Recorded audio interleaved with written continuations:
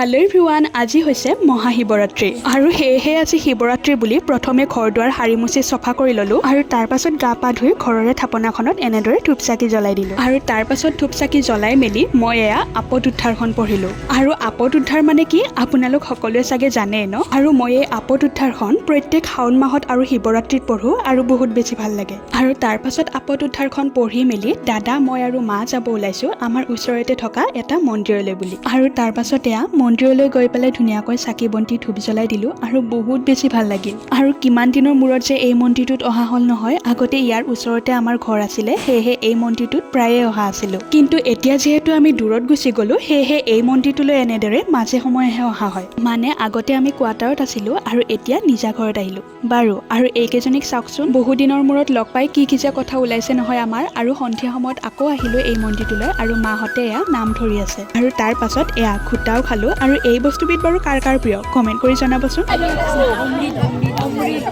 শুনিলেই নহয়, পিছে নিচা হোৱা নাই দেই আৰু ভাঙো কম দিয়ে। আৰু প্ৰত্যেক বছৰে এনেদৰে নিয়মটো কৰি পেলাই খাওঁ আৰু খাবলৈও বহুত বেছি টেষ্টি হয়।